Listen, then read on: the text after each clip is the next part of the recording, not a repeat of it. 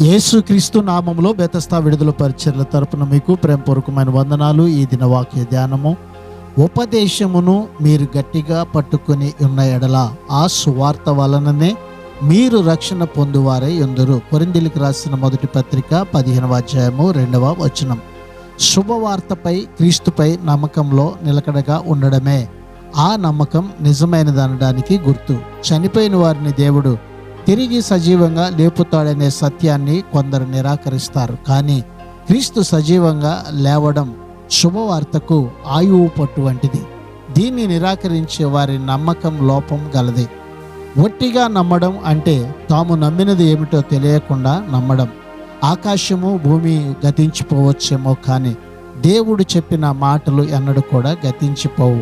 అట్టి దేవుని ఉపదేశమును గట్టిగా పట్టుకుంటే మనము కూడా రక్షించబడతాము. ప్రార్థన.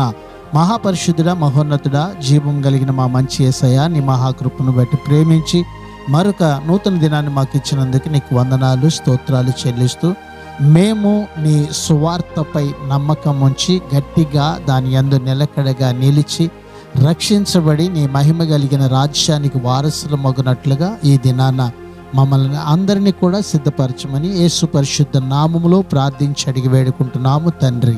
ఆమెన్.